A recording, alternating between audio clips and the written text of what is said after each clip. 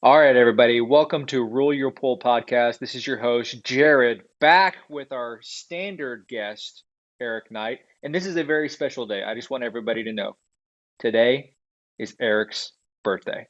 For episode 60, everybody, welcome, Eric. Wow. I'm I've been reduced to the standard guest.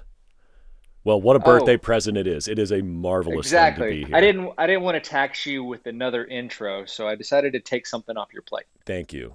Well, that is a gift in itself, Jared. Thank you. This is episode 60 of the Rule Your Pool podcast. And it's funny that Jared introduced it because Jared actually has no idea what we're about to talk about, do you, Jared? I'm here to learn just like everybody else listening in, hopefully. Because you're the host. Yes, clearly you're the host and I'm the guest. No, actually, everybody, I just want you to know the reason I'm actually here is because I have a pool. So it's just easy for me to talk about pool maintenance because Eric's like, well, just talk about your personal experience. But that is strictly it. True. That is true. And you actually have the knowledge from the mistakes. And so Jared is actually in this episode going to be Yes. representing someone who doesn't actually close a pool in the sense of covering it up, winterizing, etc. And I'm going to represent those who do actually close their pools because I am from the Northeast. I never had a pool myself, but I deal with customers all the time that do. So in this episode, well, actually, Jared, what do you think we're going to talk about? Or should we just kind of wing it and go into it? Yeah, we're going to talk about opening and getting your pool season ready. That's what this episode is going to be about. So, episode 60 of the Rule Your Pool podcast. Let's go.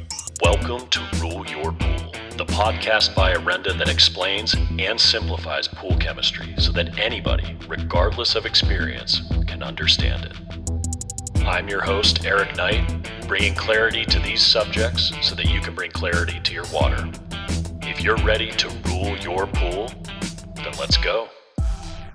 Okay, episode 60. Yes, this is spring cleaning. And Jared, I think the first thing that we want to distinguish between these two types of pools, me talking about the covered pools that were winterized and you talking about the uncovered pools that were not really winterized, but people haven't really been in either of these pools for several months in most markets. Would you agree with that? I would agree with that. The main thing they would have only been paying attention to would be the hot tub. That's it. That's true. Okay. Valid, valid. And what I want to talk about is two kind of categories of cleaning. So the first one is physical cleaning. Nothing is going to replace getting debris away from your pool, out of your pool, off your walls, etc. It's physical cleaning practices, cleaning the filter, etc. And we're going to go through that in just a moment. And then we're going to talk about chemical cleaning. And the two different types of pools have different needs. So, for instance, if I winterized with a mesh cover, I'm going to have different needs than if I winterize with a solid cover.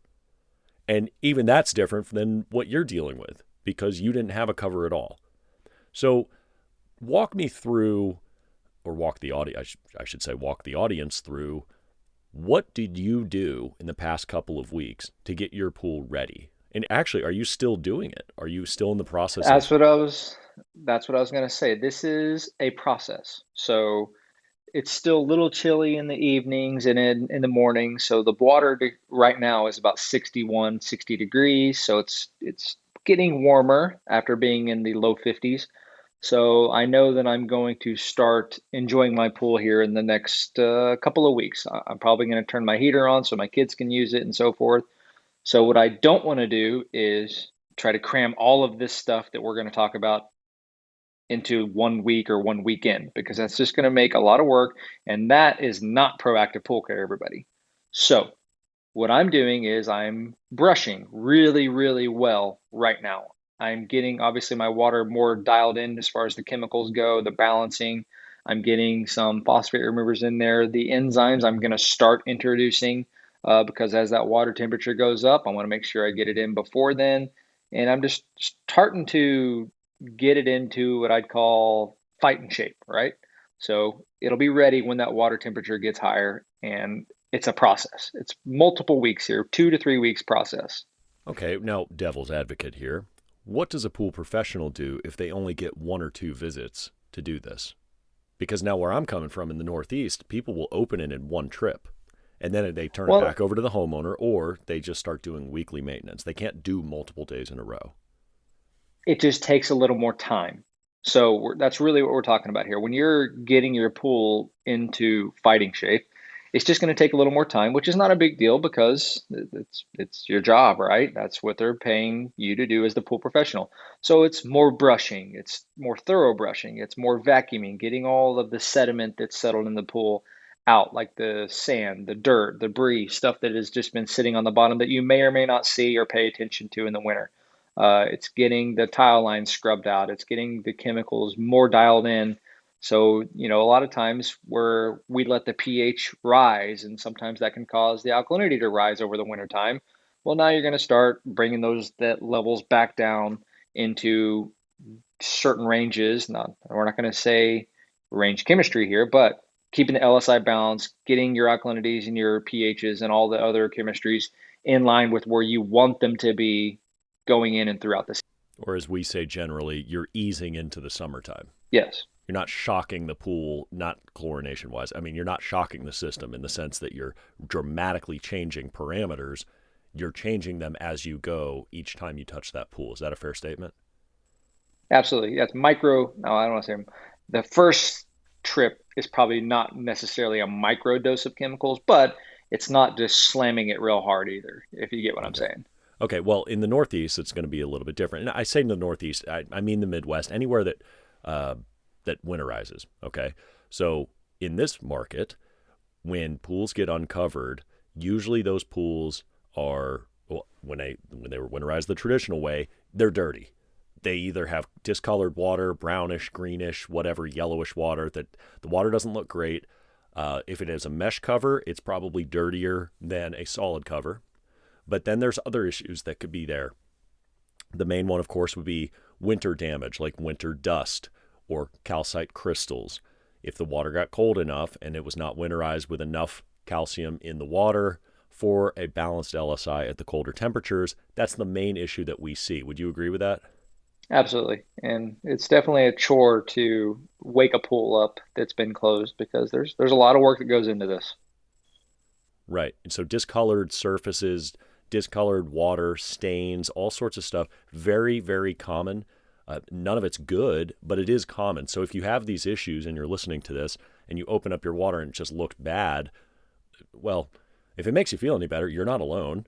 It's actually very common that that happens, but we're going to try to talk about ways that you can remedy that. In previous episodes, we've talked about how to winterize to get ahead of it so it doesn't happen to you. But if that happens to you in the spring, you're too late this time. Better luck next time. Get ahead of it this fall so that you don't have to do this again. So if the pool was winterized and it was cold, most companies that we've talked to will reduce the water level in the pool when they close down at a minimum below the tile line. But most of them are going to get down below the inlets too. They're going to go down 16, 17 inches in water so that they can blow out the lines and then let dilution from rain and snow fill it back up. So the water is typically going to be very full when you come back. Now, if it was a solid cover, it's going to be at the same level approximately as you left it. And that's an important difference because at that line, you could have a different looking surface if it wasn't winterized properly. You could have a line that appears on the plaster from, cold water chemistry affecting the water line and down as opposed to the water line and up. That is not something that we can undo very easily. That's not like a discoloration from tannins or organic staining or even metal staining. That is a chemistry issue with the water and the calcium in the cement. So I want to distinguish that. Or we can fix scale too, everybody. Everybody gets paranoid and freaks out and thinks that their big problem after opening a pull up is scale, right? Mm-hmm. That's not a problem that we can't fix. Well, if It's it the is scale, opposite. yeah, Yeah, it's it's almost the never opposite we actually can't scale. fix. Yeah, it's almost never scale that you see when you open up because scale doesn't form very easily in cold water. Good distinction to make. We've talked about that in previous episodes as well. So physical cleaning.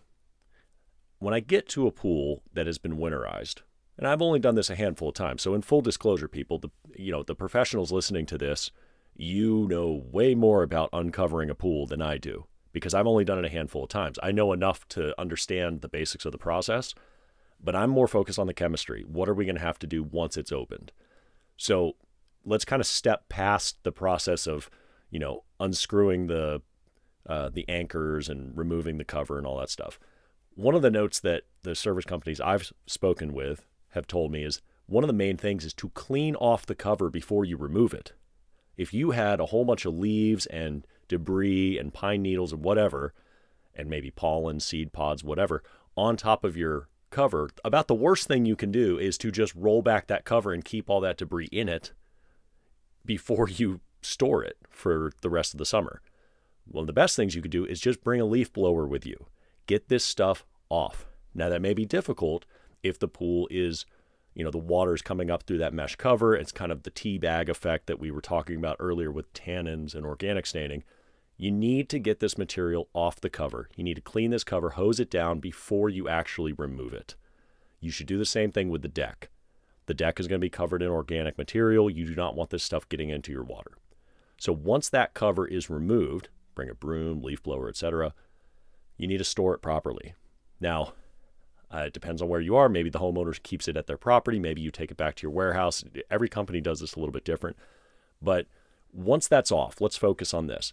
Jared, you said something a couple minutes ago that said you brushed thoroughly. Now, I don't remember the exact words, but you were saying all the hard-to-reach places. Elaborate on that. So it's the nooks and crannies and the corners and the bins. And at my pool, I have a waterfall that has a little grotto. And so there's a little sitting bench, if you want to call it that, underneath that grotto. I don't really get under there routinely to brush the dirt and debris and the stuff that just accumulates over time. Just most of the time in general, when you're maintaining a pool as a pool professional, I know at least when I did, you're looking for dirt, right? To either vacuum or brush. But that doesn't mean you're necessarily brushing the walls and the corners every week. And stuff just accumulates there, and sticky stuff and just algae spores and things happen, right? And if you don't see it, you're not necessarily going to brush it. So right now at my pool, I'm going around and I'm brushing all the walls, all the steps, all the benches, everything that I can hit with a brush, I'm going to brush just to get it, whatever's there, even if I see it or I don't, suspended in the water. So in other words, you're being proactive. Whether there's something there or not, you're just going to brush all of it because you can't see everything. And a lot of it has to do with the color of my surface because I have a kind of a neutralish color to my surface, and it's harder to see dirt and debris, which is That's a new great. word. That's a new word, neutralish. Okay. You're welcome. So it's great during the season and when problems may or may not be there because I can't see them. But it also is a problem because I can't see them. So I'm just going to go ahead and brush them either way. Now, if you have a white plaster or a light plaster where you can see everything, you're not going to have any issues. It's all those surfaces that are dark or neutral-ish, I should say again. Yeah, I like that word. I like it a lot. We're going to use that, and we may put it on a shirt. I'm not sure yet. That's right. That's right. So just brush everything. Yeah, because eventually what I want to do with all that stuff I'm brushing is next step's going to be to vacuum because it's all going to be on the floor or somewhere around that I'm going to have to get it to the filter somehow. Mm-hmm. Well, that's sort of the discussion because now this is sort of up for debate. Everyone does this a little bit differently. The key is getting it all done in a sequence that works for you. But the order, we're going to sort of debate here because, yes, you do need to brush. You do need to vacuum to waste. You do need to clean the filter. No disagreement on that. Or at least backwash if you have a sand filter. Okay, the question is, in what order do we do those things? Because we're also going to be chemically cleaning. So we've got a physical cleaning, which is what we just described, but there's also a chemical cleaning. Let's say in a colder climate that was winterized, you open up and the pool looks brown or green or whatever. What we recommend is the purge. We talked about this in our last episode about how to implement the Orenda program, where we are purging with enzyme and phosphate remover to get things out to start your season off right. I call it the deep herbal cleanse, but it's basically a hard reset. It's taking things out of the equation so that you don't have to deal with them at the beginning of the season. Get your phosphates wiped out, get the organics out. Now, if we do that, things will drop out. For instance, phosphate remover, for anyone listening who has used PR10000, you know that it's going to cloud up the water and you're going to get dust. Do you want to vacuum after that dust so you only vacuum once? Do you want to clean the filter after that? Or do you want to clean all this stuff and then you're going to hit it with chemicals and have to clean it again? See, some people do that, right? Because if they're only doing it in one visit, they're going to say, well, I only have one visit to be here. I've got to do it all at once. Well, yeah, I guess. But then the homeowner's going to have to clean up the second time. So what are your thoughts on that? I would agree. This is all about efficiency and how much time and effort you want to spend doing something once or twice. So on my, personal pool, I'm going to brush real well. I'm going to get everything off the walls and potentially onto the floor, or hopefully onto the floor.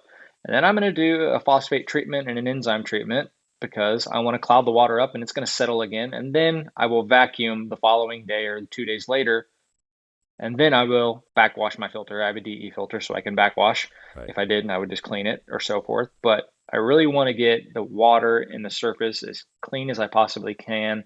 And after that, get my filter clean so that everything's moving and circulating to the best, I can get it to where if I need to make chemical adjustments with my acid, bicarb, calcium, so forth, I can do that and I have no impediment on my, filter being clogged up.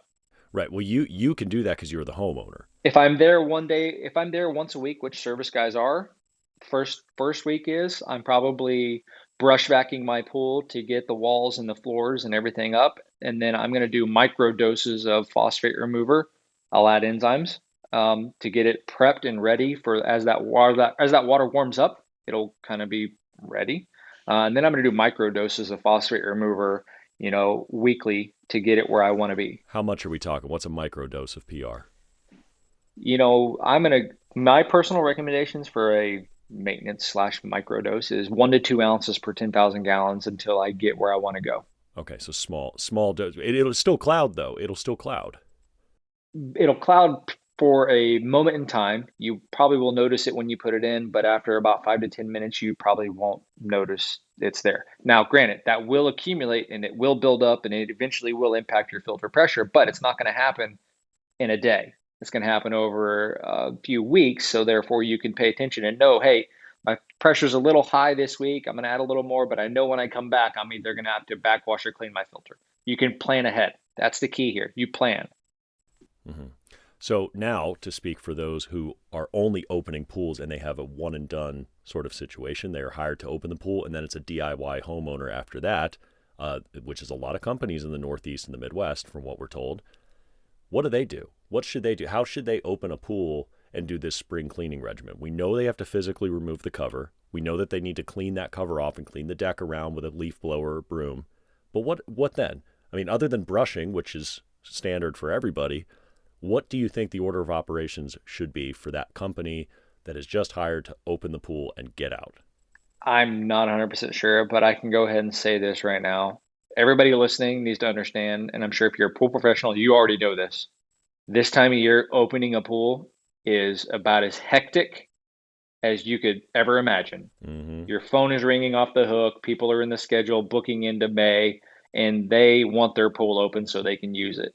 And it is busy and unbelievable, amount of work going on right now in prepping. So have a little grace if you're a homeowner and you're listening here. Trust me, they want to open your pool. They want to get there. But order of operation, I definitely agree. Clean the cover off, make sure it's folded up, stored properly. Me personally, I like bringing my blower out there and setting it out and blowing it off to keep it as dry as as possible, so that when you fold it up, you don't get mildew and mold and so forth. And then it's starting to get any debris that has fallen in or crept under the liners or the covers. It's going to happen. You're going to have some debris you're going to have to net out, pull out. And then you're going to, my opinion, I'm going to say vacuum it, because if you're going to refill it, you might as well vacuum and not treat water you're about to dump out as you're vacuuming to waste if you have to do that. So start vacuuming and bring the water levels up so that you can start doing your chemical balancing. And then when I say chemical balancing, I'm talking your bicarb acid, calcium, bringing your levels into LSI balance, right? We want your LSI to be neutral-ish.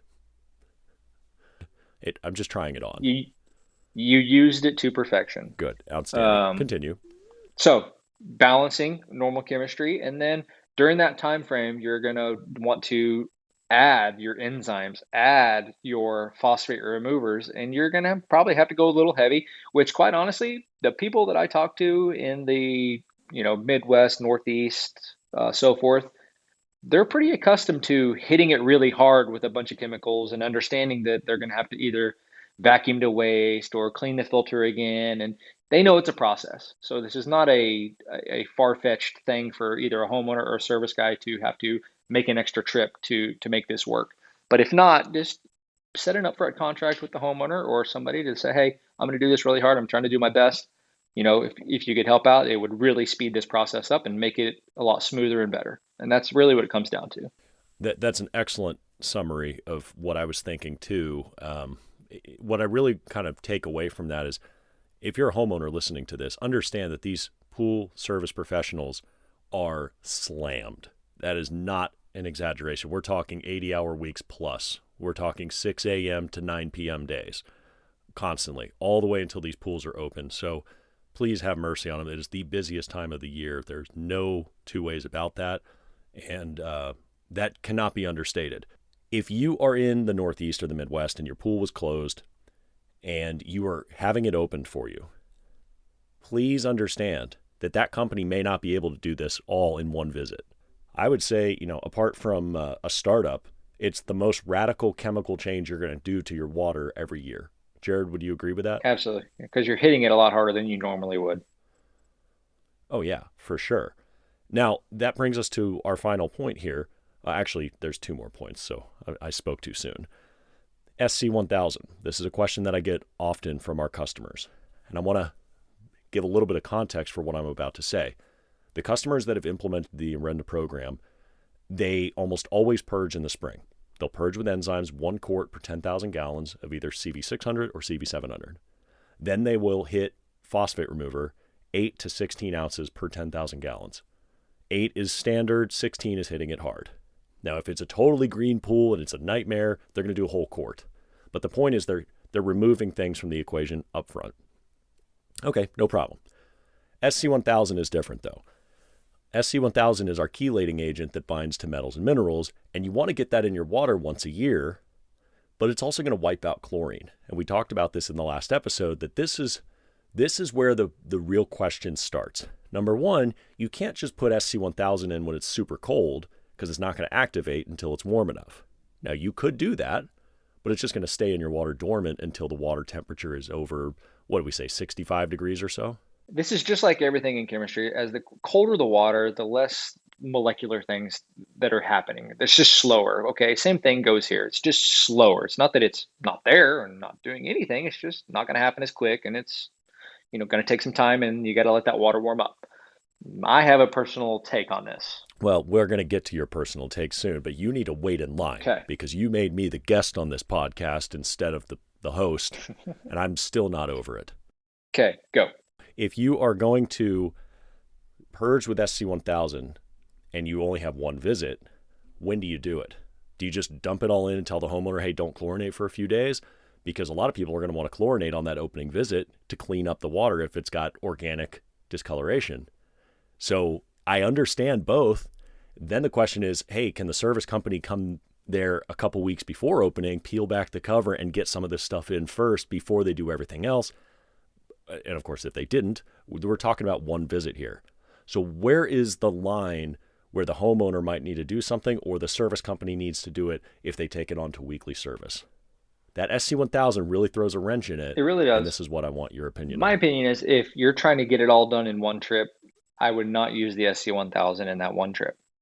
I would either say, I'm going to come back the following week and add it, or let the homeowner add it the following week. Because what I really want when I'm opening a pool up and I'm trying to get it to fighting shape, I want the chlorine to go in there and do its job. I want all these things to work together, get as efficient as possible.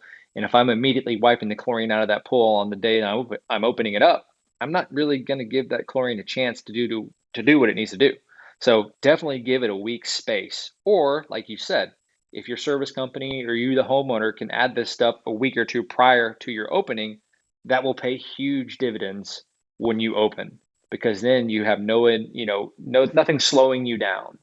Now, me personally, for my pool, as somebody who didn't close it, I'm adding my ST1000 right now as my water is mid 50s to 61, 62 degrees, because I know as that temperature increases, I don't have to worry about it. And plus, nothing's really going on right now with the water being so cold, so I'm not necessarily concerned with my chlorine level, okay? And I know the water's cold in Right. the Northeast and the Northwest. I get that too, but you're trying to cram that into one visit. I'm adding it right now so that I know this week or next week I can add chlorine and I have no issues whatsoever. And I'm controlling all the iron and the metals and the stuff that has just been accumulating in my pool all winter. I've already got it under control. I'm not worried about it. So Nice. I like the colder Yeah, water. I think, yeah, okay. I can agree with that. I think that's a sensible way of looking at it. So if you're listening to this and you're not sure what's right for you in your market, feel free to email us, podcast@orendatech.com. You can also email, but it really goes to Jared, and that's info@orendatech.com. And then Jared distributes usually to me, but podcast goes right to me. So you could just do podcast@orendatech.com, ask your question, and we probably have a decent protocol for you, but it depends on the type of filter. If you have a sand filter, that changes things a little bit from a DE filter because you'll capture a lot more particles with a DE filter, and the pressure is a more urgent thing. You can't just backwash it as easily as you can a sand filter. So things like that need to be considered. Sand filters also have, most of the time, have the ability to vacuum to waste, where DE does not. So there's more flexibility. That's correct. The last thing, now this truly is the final point, is after the initial open. The spring is going to contaminate your water a lot further, namely with something called pollen. You have pollen. We all know it. Cars, well, look, I was trying to be dramatic here, Jared, and I was trying to use this as if it was a new term that no one had ever heard of, but I think most people know what pollen is. Cars are turning yellow already in the Carolinas, and that pollen is organic material. So you can use a clarifier, you can use enzymes. They will help coagulate the stuff and get them filtered out more rapidly. But at the end of the day, you need to address this pollen. You need to get it off of your tile lines. So that's regular brushing when you're looking at it, because it will connect to your, not connect, it's going to concentrate. That's the word I'm looking for. It's going to concentrate on your tile lines. Be aware of that. You want to brush that, get that back into the water so it gets into the skimmer and gets filtered out. So keep that in mind. You're going to want to do regular backwashing and get that stuff out. The good news is, if you are using enzymes, you already have your defense in the water. So if you purge with CV600 and you're just maintaining, or CV700 too, and you're just maintaining, you should be at a distinct advantage when it comes to pollen. Yeah, name of the game is get it to the filter. Understand that you're going to have to keep an eye on your filter, keep your filter clean, because it is the workhorse of your pool right now. That's the main thing you want to keep moving and keep water filtering clean and clear. So get the pollen to the filters. And where we are right now, I have a lot of these pods, these pods that are falling in my pool with a bunch of organics. Yeah, oak pods. Yep. So that's also a thing. I need to get it to my filter or my pump basket or my filter basket, my whatever. I need to keep that stuff clean and clear. Keep those clear. Trust me. You need as much flow as you can right now. Yeah, and those they're kind of like, they're almost feathery. They're like little fluffy things that fall off of oak trees. Oh my gosh, my yard had so many of them, and it would just ruin. If you leave them there long enough to turn yellow. If you leave them there long enough, your pool will turn brown, and I'm sure it's the pollen on the pods and everything there, but it'll turn your pool brown. Oh, it'll jam up a skimmer basket, no doubt. A lot of time people get them too when they settle on a bench or a step, and the pot will just sit there all week, and they'll come back and they'll brush and it'll just leave a little organic stain. Don't worry, people, that will come up. It's not a big problem, but just know, keep your pool clean, brush it, net it, empty the baskets. Anything you can do to help out in between your service guys' visit, they would greatly appreciate it. Yep. So in summary here, we're talking about physically cleaning the pool to get it that initial foundational start. Then you're going to chemically purge it to get organics and phosphates out and take care of it off. You're off and running, but take care of it from then on out, because now you've got to get prepared. Now that you've removed everything from the winter, now you get ready for pollen. Then you get ready for, summer bather loads and all that stuff. So getting off to the right start is key for spring cleaning. And that's really the hard reset that we're looking for. Jared, is there anything else that you'd like to add? No. Happy spring opening, everybody. I hope you have a nice, smooth, and easy opening. And if you have any questions, like I said, feel free to reach out. And I'm your host, Jared. This is the episode number 60, waking your pool up into spring. So thank you, Eric, for joining us. And everybody, please reach out. Happy to hear from you. Happy to be a guest on your podcast. Thanks, everyone. Take care. Thank you for listening to Rule Your Pool, a podcast by Orenda Technologies. For more information on what we discussed in this week's episode, check the links in the description or visit www.orendatech.com. I hope you find this show valuable enough that you tap that subscribe button and share it with your friends. You can also like us on Facebook and social media. And with our help, you'll be able to rule your pool without over-treating it with chemicals and wasting money. I'll see you next episode.